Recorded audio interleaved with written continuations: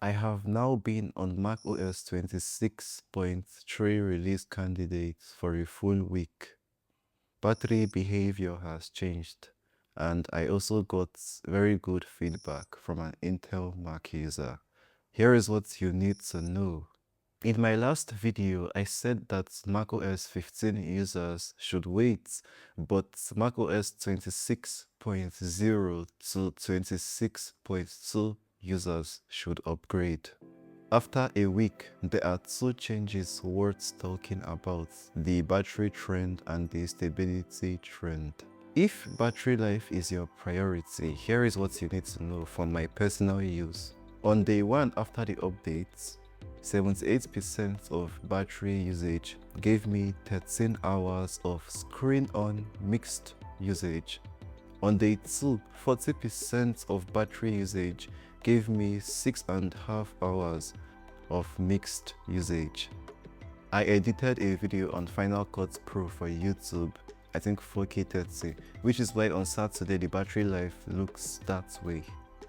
Yesterday was Tuesday, and you can see Tuesday very close to Wednesday's battery reports.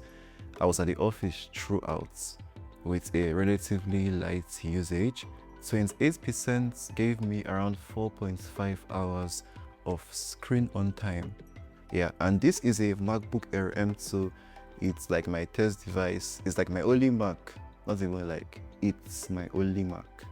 It's still new with 100% battery health, so it's like a very good reference point, like either to the M3 and M4 Max, and also to other MacBook Pro users, which would obviously not have as good of a battery life as the Airs would have. For stability, third-party apps, many of which I use daily, they haven't really given me any noticeable bugs on this update yet. Apple Creator Studio and its apps, including Final Cut Pro, were very annoying and buggy when I first tried them out on 26.2, but thankfully they feel a lot more stable now.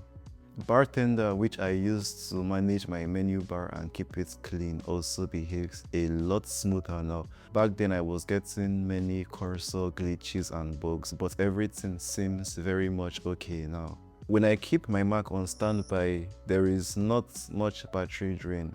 In fact, I haven't noticed any battery drain besides like when I actually keep the Mac, but I keep the display turned on. Standby is more of just keeping it and like closing it and keeping it for like maybe a full day or like 7 hours, coming back to it and then meeting your battery, which is supposed to be as it is on Apple Silicon.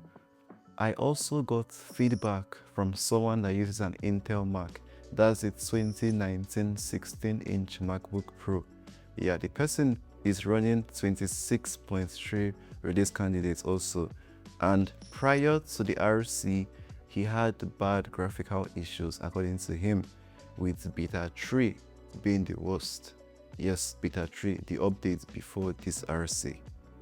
And now he's saying that all his issues are gone and his Mac feels very much different and way better now. So this is definitely good news for Intel Mac users that also use macOS Tahoe. Anyways, if you are currently on macOS 26.0 to 26.2, you should absolutely upgrade to macOS 26.3. I would even say try the RC, but at this point, the final build, the final release can't be that much far away, so you can actually just wait. But as soon as it drops, update immediately to macOS 26.3. Very important for stability and many fixes. But then if you currently still use macOS 15, either Apple Silicon or Intel, you might want to stay where you are and maybe chill and see how macOS 26.4 would be.